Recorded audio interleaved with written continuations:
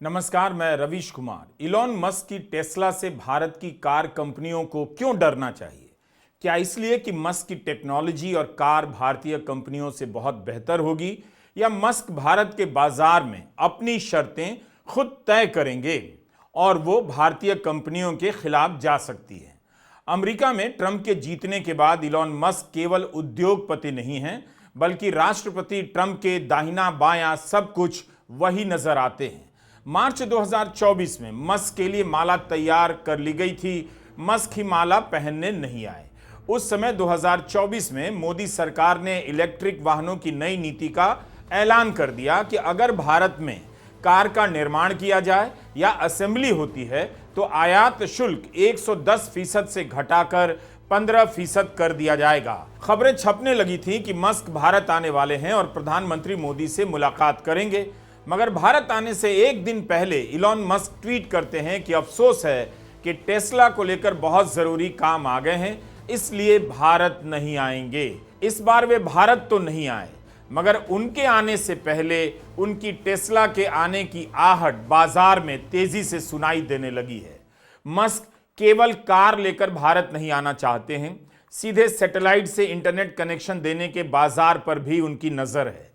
अगर टेस्ला के लिए नियम बदले जा सकते हैं तो जाहिर है स्टारलिंक के लिए भी बदले जाएंगे। तब सवाल केवल कार सेगमेंट को लेकर नहीं होगा, इसे लेकर भी होगा कि टेलीकॉम कंपनियों के दिग्गजों का क्या होगा। यह सब इस बात पर निर्भर करेगा कि मोदी सरकार मस्क के लिए कालीन बिछाने के अलावा और क्या क्या करती है। फिलहाल तो भारत सरकार को यह बताना चाहिए कि 110% का आयात शुल्क किस लिए लगाया गया था, उसका मकसद पूरा हुआ या नहीं।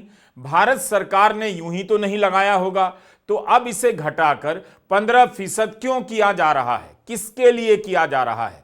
इतनी जल्दी भारत सरकार को यह बात कैसे समझ में आ गई कि आयात शुल्क 110% नहीं 15% होना चाहिए? भारत सरकार बताए कि मस्क या टेस्ला की फैक्ट्री भारत में लगाने जा रहे हैं। अगर नहीं लगा रहे हैं तो उन्हें 15% के आयात शुल्क का फायदा क्यों दिया जा रहा है? इस समय टेस्ला की गीगा फैक्ट्री, वे अपनी फैक्ट्री को गीगा फैक्ट्री कहते हैं, अमेरिका से बाहर केवल 3 देशों में है, चीन और जर्मनी। एक और देश है मेक्सिको, जहां पर फैक्ट्री तैयार हो रही है। क्या इलेक्ट्रिक वाहनों की मांग इतनी ज्यादा है कि मस्क भारत में एक और फैक्ट्री लगाना चाहेंगे? 21 फरवरी की फाइनेंशियल एक्सप्रेस की रिपोर्ट में तो यही लिखा है कि इलॉन मस्क की कंपनी भारत में अभी तो कार नहीं बनाएगी, फैक्ट्री की जगह की तलाश की जा रही है, लेकिन शुरुआत में बर्लिन के प्लांट से कार का आयात किया जाएगा।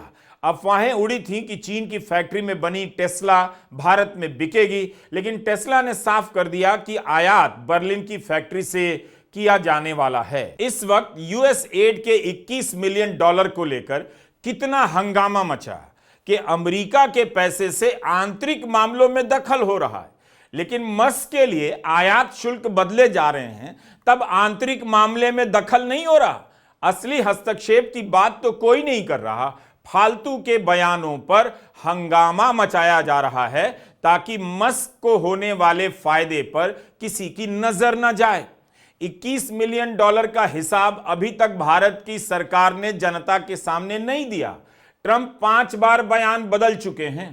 पहले ही बयान को लेकर बीजेपी के आईटी सेल के चीफ अमित मालवीय कूद पड़े, विपक्ष की तरफ इशारा किया जाने लगा। प्रधानमंत्री की आर्थिक सलाहकार परिषद के सदस्य हैं संजीव सान्याल, वो भी आरोप लगाने लगे। उपराष्ट्रपति भी इसमें कूद गए।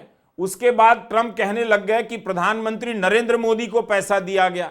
ये सब बयान आए और अब वित्त मंत्रालय ने बताया है कि $700 मिलियन यूएस एड से लिए गए हैं और सरकार की योजनाओं के लिए लिए गए हैं। इसमें $21 मिलियन का हिसाब नहीं।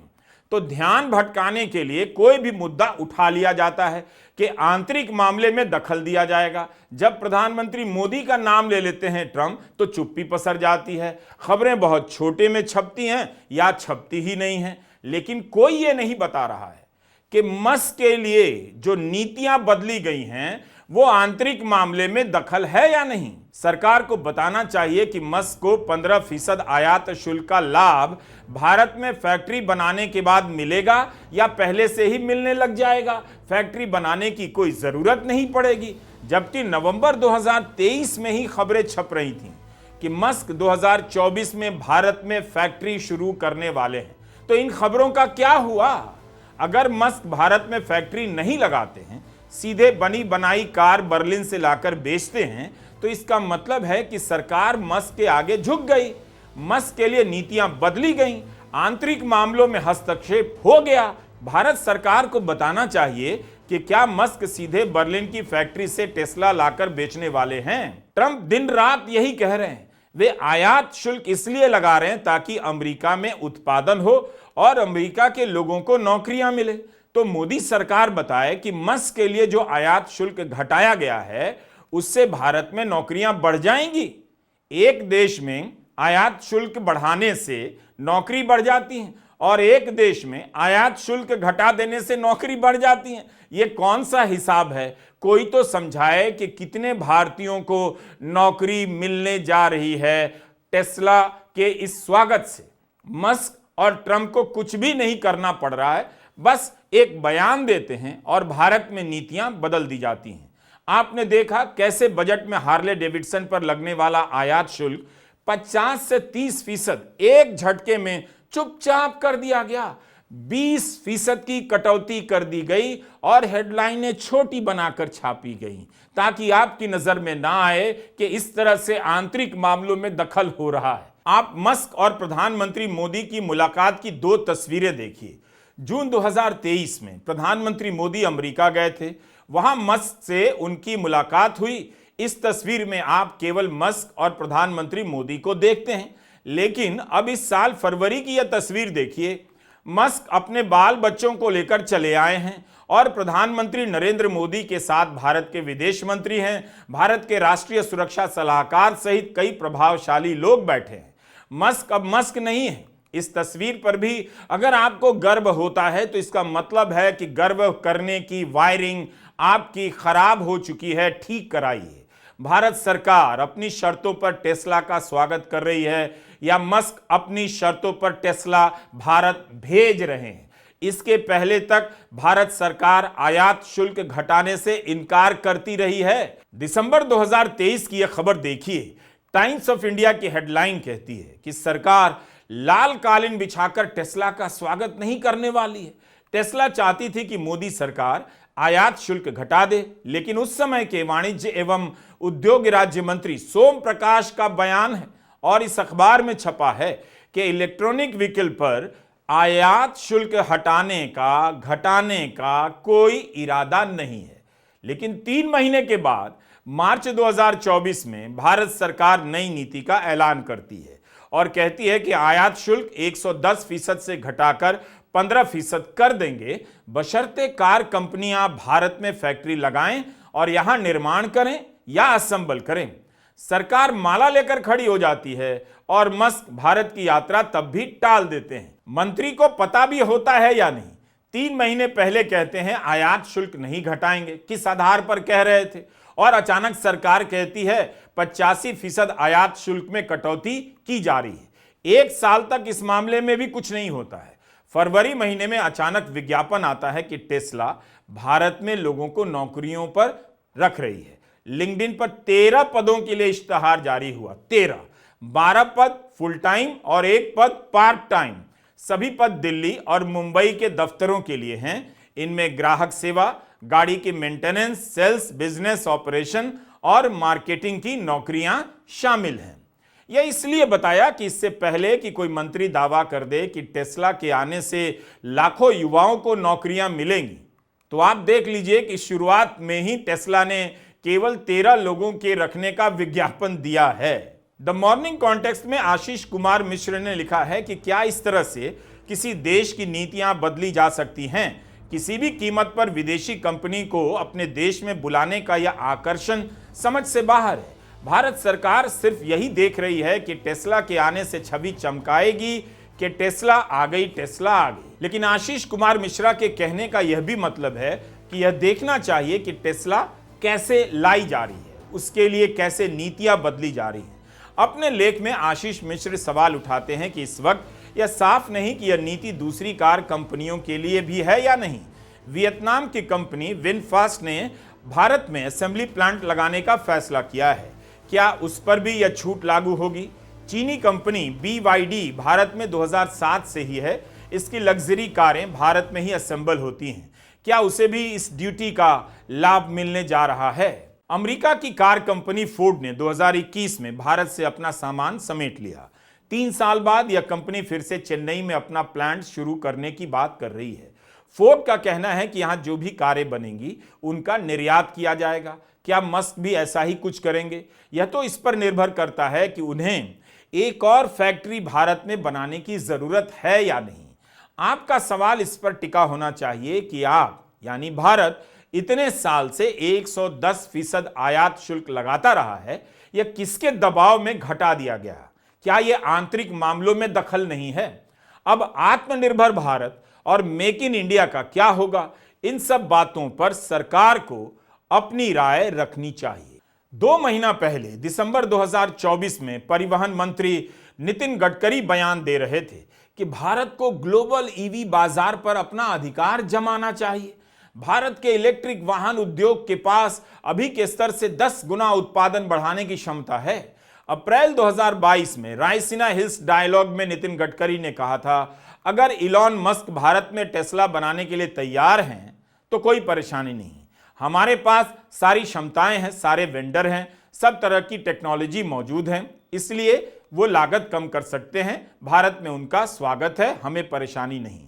तो अब मंत्री जी बताएं कि मस्क फैक्ट्री लगाने जा रहे हैं या नहीं। गडकरी ने तब कहा था कि अगर मस्क चीन में उत्पादन करके भारत में बेचना चाहेंगे तो वो हमारे लिए ठीक नहीं होगा। हमारी उनसे दरख्वास्त है कि वे भारत आएं और यहीं पर उत्पादन करें, यहां उन्हें अच्छा मार्केट मिलेगा और यह उनके और भारत दोनों के लिए विन विन का मामला होगा। तो अब गडकरी जी से पूछिए कि मस्क भले चीन की फैक्ट्री में बनी टेस्ला को भारत नहीं ला रहे हैं, लेकिन बर्लिन की फैक्ट्री में बनी टेस्ला को भारत लाने की बातें छप रही हैं। अब उनका क्या कहना है? सवाल उठ रहा है कि भारत की कंपनियों के पास सब कुछ है, जैसा कि गडकरी जी 2022 में कह रहे हैं, और एक कंपनी अमेरिका से बनी बनाई कार जब आयात करेगी और यहां के बाजार में बेचने लग जाएगी तो भारत की कंपनियों पर असर पड़ेगा या नहीं? क्या टेस्ला का आना उनके लिए तबाही की घंटी है? भारत की कार कंपनियों के शेयरों के दाम फिर क्यों गिरे जा रहे हैं?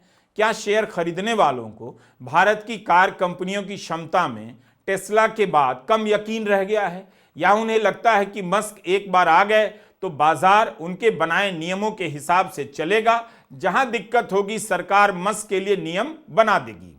तब भारत की कार कंपनियों के पास टेक्नोलॉजी होने के बाद भी इस बाजार में टिकना मुश्किल हो जाएगा या आसान रहेगा? बताइए, इन सवालों का जवाब दीजिए। टाटा और महिंद्रा दोनों के इलेक्ट्रिक वाहनों की कुल बिक्री 2-2 लाख यूनिट से ऊपर जा चुकी है। टाटा की कई गाड़ियों के ईवी मॉडल बाजार में मिलते हैं, जैसे टिएगो, नेक्सन, पंच और कर्व। पिछले साल नवंबर में महिंद्रा एंड महिंद्रा ने BE6 के नाम से इलेक्ट्रिक वाहन बहुत धूमधाम से लॉन्च की। इस कार के फीचर भी टेस्ला की तरह आकर्षक बताए गए। इसकी कीमत अलग अलग मॉडल के हिसाब से 21 से 30 लाख तक बताई गई। 14 फरवरी को महिंद्रा ने जानकारी दी कि बुकिंग के पहले ही दिन BE6 और XEV 9e की 30,000 से ज्यादा बुकिंग हो गई है, जबकि 2024 में इलेक्ट्रॉनिक पैसेंजर वाहनों की कुल बिक्री 1 लाख ही थी। बैटरी से चलने वाली इस कार ने अभी भारत के बाजार में पांव रखे ही नहीं कि इलॉन मस्क के टेस्ला ने दस्तक दे दी है। 2017 में इलॉन मस्क ने कहा था कि भारत ने तय किया है कि 2023 तक केवल इलेक्ट्रिक वाहन ही बिकेंगे, 5 साल में पूरा हो जाएगा ये लक्ष्य। तब मस्क ने कहा था भारत पहले ही सोलर पावर का सबसे बड़ा मार्केट है। इस पर महिंद्रा एंड महिंद्रा के आनंद महिंद्रा ने जवाब देते हुए ट्विटर पर लिखा कि समय हो गया है कि आप यहां आ जाइए इलॉन। वे मजाक में लिखते हैं कि आप सारा मार्केट महिंद्रा के लिए तो छोड़ना नहीं चाहेंगे, जितना ज्यादा लोग आएंगे उतना अच्छा होगा। इस पर मस्क ने जवाब दिया कि आपका पॉइंट सही है। 2018 में भी आनंद महिंद्रा ने मस्क की तारीफ की और कहा कि दुनिया को आप जैसे प्रेरक आविष्कारक की जरूरत है। टेस्ला को विश्व विजेता की तरह देखने से पहले यह भी नहीं भूलना चाहिए कि यूरोप के बाजार में चीन की कंपनी BYD की कार ने टेस्ला को जमकर टक्कर दी है। 2003 से ही टेस्ला की धूम है अमेरिका में, लेकिन आज भी अमेरिकी कार बाजार में इसकी हिस्सेदारी 4% से अधिक नहीं। अमेरिका के हिसाब से टेस्ला महंगी भी पड़ती है। अमेरिका की दूसरी कार कंपनियां भी टेस्ला को टक्कर देने की कोशिश कर रही हैं। फोर्ड भी सस्ती इलेक्ट्रिक कारें बनाने पर ध्यान दे रही है।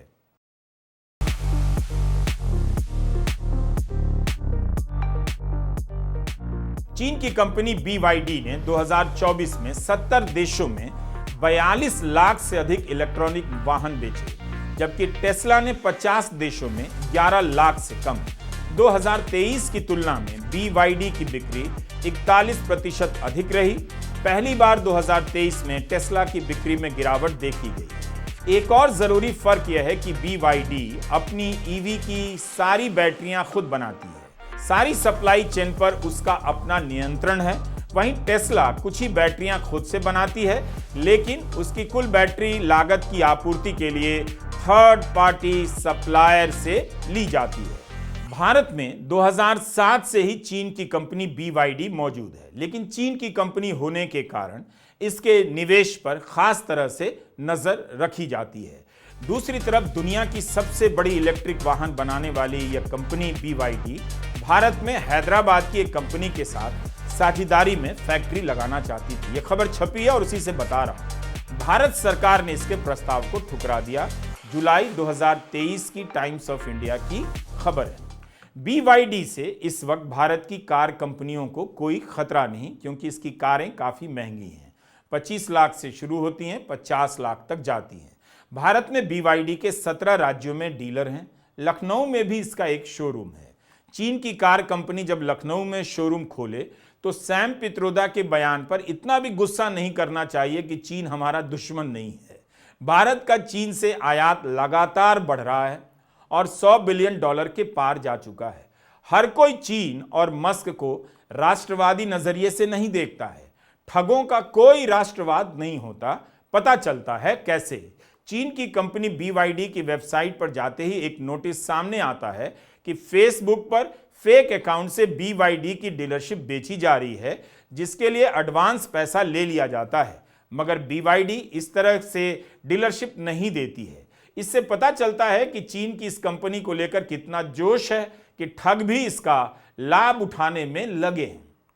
तो ऐसा नहीं है कि भारत के बाजार में विदेशी कार कंपनियों का आना कोई नई बात है। बहुत कंपनियां आईं और चली भी गईं, कुछ ने टक्कर भी दी, लेकिन उनके सामने भारतीय कार कंपनियों ने भी खुद को सुधारा, बेहतर किया, मार्केट में उन कंपनियों को टक्कर भी दी। तो कुल मिलाकर भारत के ऑटोमोबाइल सेक्टर में भारतीय कंपनियों के पास अब टेक्नोलॉजी भी है और मार्केटिंग भी है, दोनों का तगड़ा अनुभव है। 15 फरवरी को किसी ने ट्विटर पर आनंद महिंद्रा से सवाल किया कि अगर प्रिय इलॉन मस्क भारत में अपनी टेस्ला ले आए तो आप इस कंपटीशन से कैसे मुकाबला करेंगे? क्या आप तैयार हैं? इस ट्वीट में टाटा मोटर्स को भी टैग किया गया। तो जवाब देते हुए आनंद महिंद्रा लिखते हैं कि 1991 में जब से भारत की अर्थव्यवस्था खुली है, तब से हमसे ऐसे सवाल पूछे जा रहे हैं, आप टाटा, मारुति और बाकी MNC से मुकाबला कैसे करेंगे? पर हम आज भी मौजूद हैं और आज से 1 शताब्दी बाद भी प्रासंगिक रहने और बने रहने के लिए पागलों की तरह काम करते हैं। आपके सहयोग के साथ हम यह कर दिखाएंगे। फाइनेंशियल एक्सप्रेस ने जब टाटा मोटर्स से सवाल किया तो कोई जवाब नहीं मिला। ऑडी से इस पर प्रतिक्रिया लेने की कोशिश की गई तो उन्होंने यह कहकर टाल दिया कि जो कंपनी भारत में आधिकारिक तौर पर प्रवेश नहीं की है उस पर टिप्पणी नहीं करेंगे। ऐसा माना जाता है कि इलेक्ट्रिक वाहन ही कारों का भविष्य हैं। इसकी टेक्नोलॉजी में तेजी से विकास हो रहा है। भारत की कंपनियों की कार अगर दमदार होगी तो उन्हें टेस्ला की चिंता नहीं करनी चाहिए, लेकिन अगर उनकी बनाई कार ही औसत होगी तो वे बिना प्रतियोगिता के भी पिट जाएंगी। इस समय भारत में 8% से भी कम लोगों के पास अपनी कारें हैं। इतने में ही यहाँ 200-300 किलोमीटर लंबा जाम लग जाता है। अमेरिका में 90% लोगों के पास कारें हैं। पिछले साल हमने कितनी खबरें देखी और अपने वीडियो में भी बताया कि कई हजार करोड़ की गाड़ियां शोरूम में खड़ी हुई सड़ रही, लेकिन कोई खरीदने को तैयार नहीं, किसी के पास पैसा नहीं है।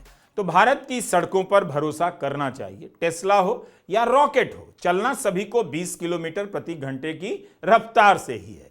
जाम से भरी सड़कों पर अच्छी से अच्छी टेक्नोलॉजी वाली कारें ठेले की तरह फंसी नजर आती हैं और रेंगती ही रहेंगी। टेस्ला आकर सर के ऊपर से निकल नहीं जाएगी, वह भी आपकी कार के बगल में जाम में रेंगती नजर आएगी। बस इस बार अंतर है, टेस्ला नहीं आ रही है, मस्क आ रहे हैं टेस्ला के नाम पर। मस्क के लिए क्या नीतियां बदली जा रही हैं, इस सवाल का जवाब मांगिए। अभी तो असली लड़ाई टेलीकॉम सेक्टर में भी है। क्या स्टारलिंक का भी टेस्ला की तरह स्वागत किया जाएगा? तब फिर रिलायंस जियो और एयरटेल का क्या होगा? नमस्कार, मैं रवीश कुमार।